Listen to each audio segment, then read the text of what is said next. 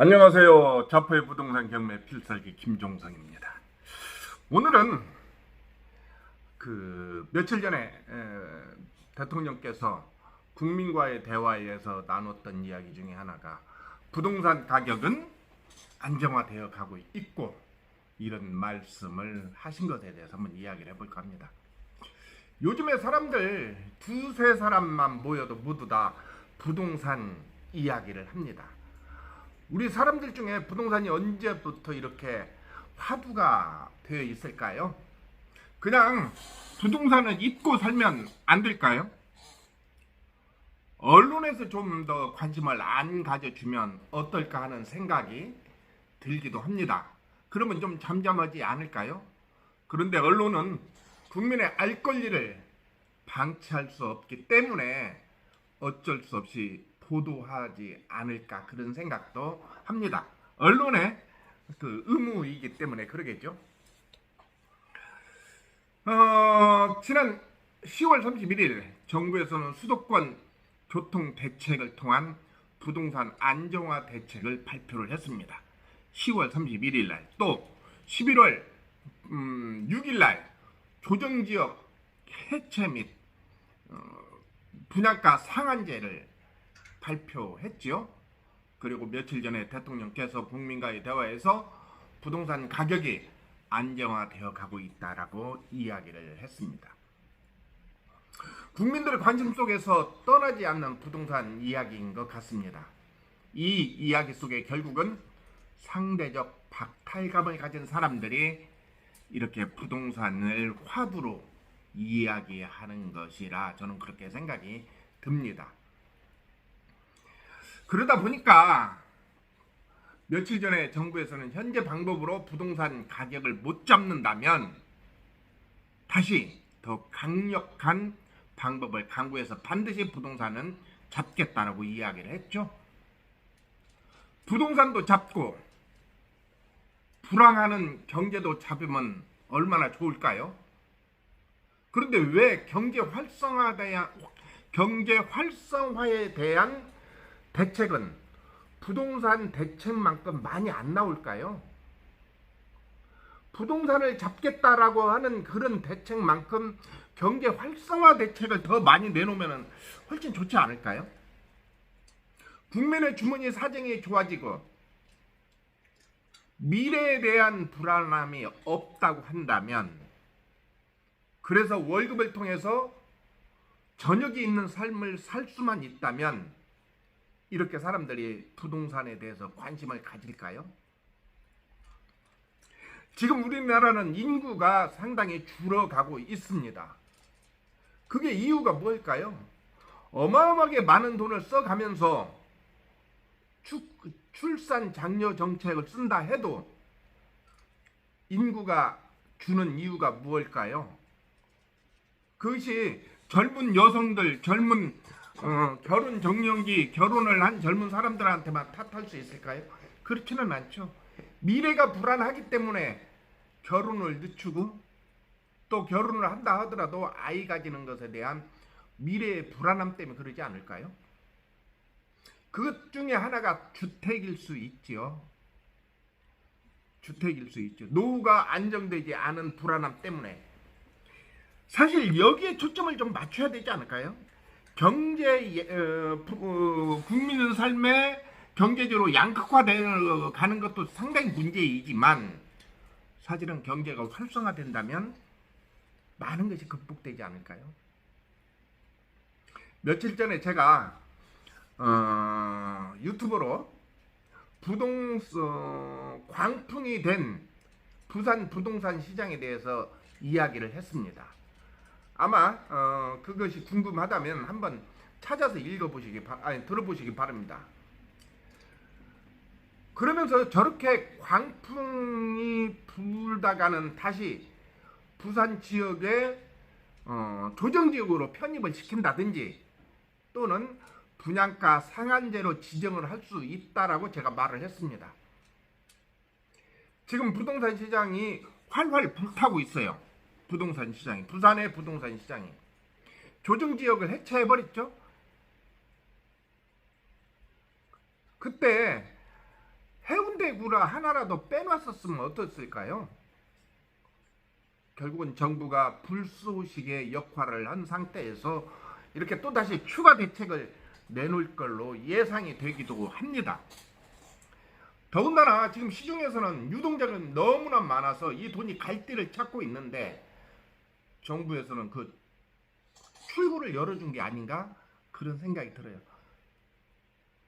그런데 며칠 전 이제 대통령께서 국민과의 대화에서 주택시장 안정화 의지를 분명히 밝혔습니다.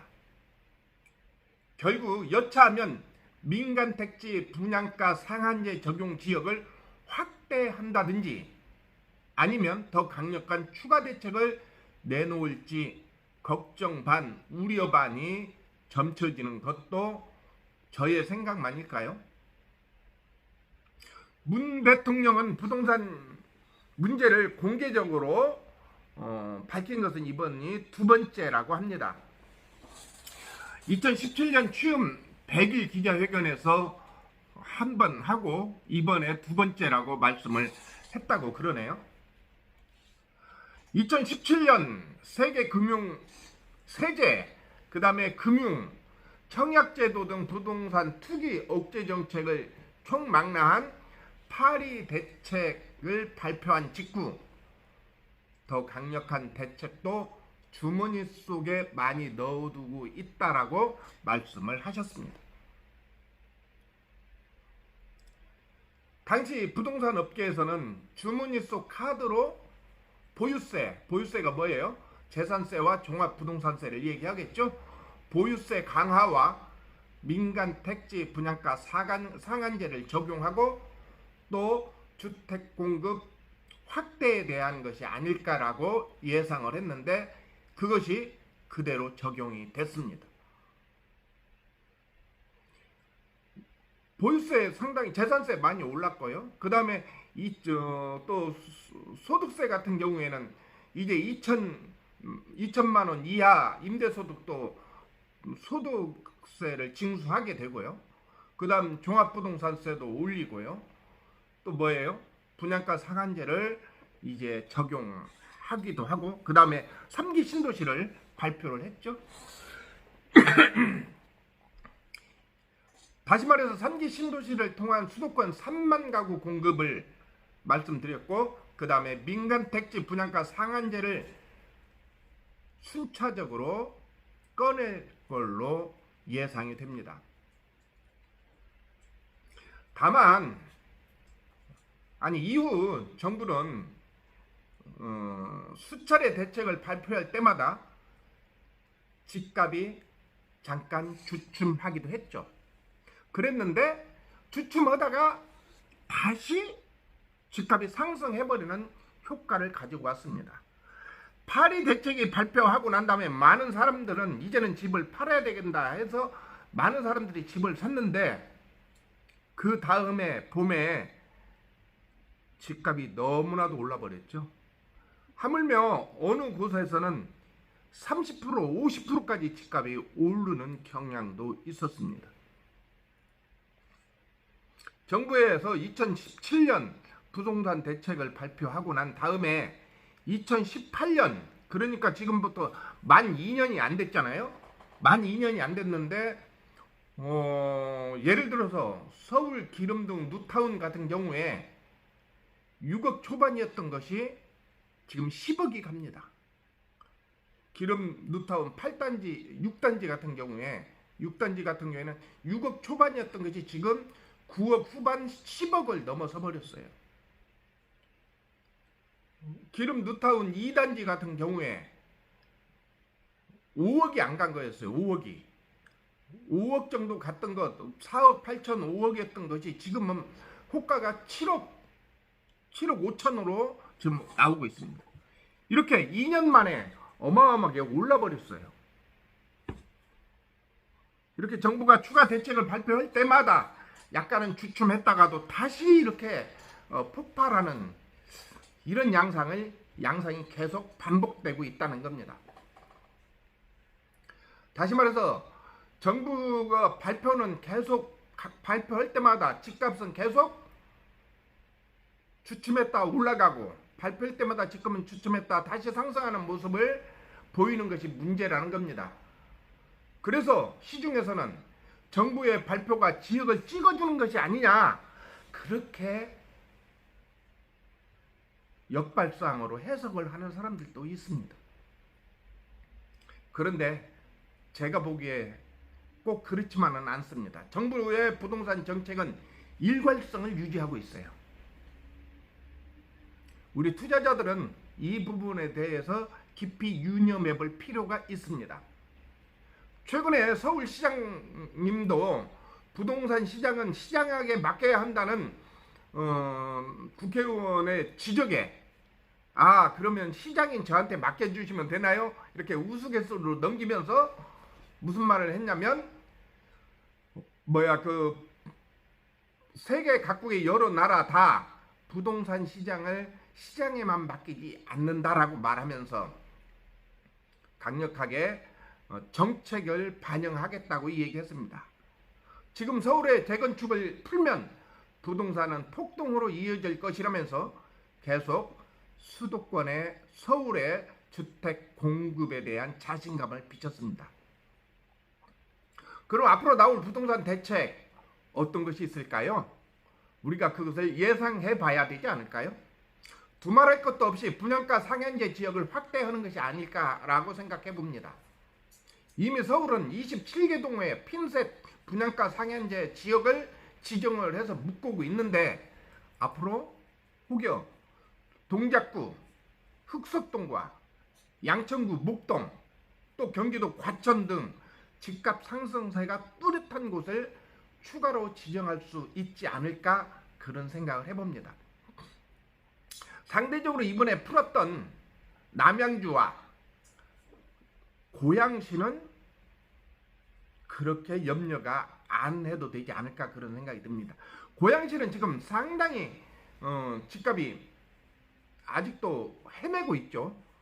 후곡동에 학원가를 중심으로 한 지역 말고는 어려움이 있습니다. 물론 제가 지난번에 일산 지역에 대해서 유튜브 방송을 했는데 이제 일산역을 중심으로 한 그 바로 앞에 후곡역, 그 다음에 이제 대곡역은 개발을 하기 위해서 아직도 시간이 많이 걸리게 있죠.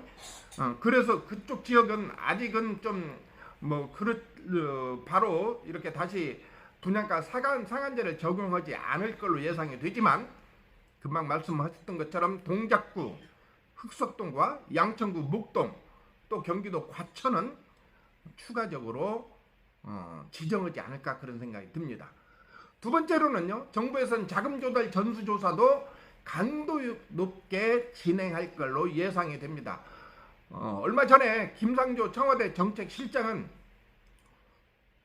불안을 야기하는 일부 지역의 고가 아파트라면 자금 조달 계획의 진정성을 전수조사하겠다라고 얘기했습니다. 최근 말한 바 있는 것처럼 일부 지역은 특히 서울 강남 4구 그리고 마포 용산 성동구 쪽은 그 정부가 타켓으로 놓는 지역이 아닐까 그런 생각이 듭니다. 그리고 이제 세 번째로는 이번에 이제 12월 종합부동산세 고지서를 받아본 사람들도 있을 것 같은데 정부에서 내놓을 수 있는 것은 또 다시 보유세 강화하는 방법이 아닐까 그런 생각이 듭니다. 그럼 우리는 출구 전략을 어떻게 써야 할까요? 많은 사람들의 고민이 여기에 있을 겁니다. 지금 현금을 많이 보유한 사람들은 아무 문제가 없을 겁니다. 현금 가지고 있는 사람들이야 이런 정책을 내놓던 저런 정책을 내놓던 또 틈새 시장을 공략할 거니까. 그런데 이미 이 방송을 듣고 있는 서민들, 이 방송을 듣고 있는 저와 같은 사람들은 어떻게 재테크를 할 수 있을까요? 정부 정책의 영향을 받지 않을 수는 없을 것입니다. 그래서 일단은 실거주를 통한 재테크를 고민할 필요가 있겠다 그런 얘기를 해드리고 싶습니다. 그러니까 어제가 11월 20일 날이죠. 어제 우리 카페 날쌘 뚱보님은 실거주 집을 팔고 월세로 이사를 했습니다. 며칠 후에는 우리 금나라님도 월세 집으로 이사를 할 예정입니다. 이미 실거주 집을 팔았죠. 또 마곡으로 이사를 한 우리 1등급님도 현재 살고 있는 집을 비과세 혜택을 받고 난 다음에 월세로 옮길 예정입니다. 이때 분양 입주하는 대단지 아파트에서 주택임대사업자로 등록된 아파트를 고르면 월세 상승에 대한 부담감을 덜고 자신이 가지고 있는 돈을 활용할 수 있는 방법을 만들 수 있을 겁니다. 또 하나요. 온미디어에서 보면 임대주택이 있습니다. 임대주택은 상당히 가격이 쌉니다. 이것도 한번 공략해 볼 필요가 있다 하겠습니다. 오늘은 여기까지 하겠습니다. 안녕히 계세요.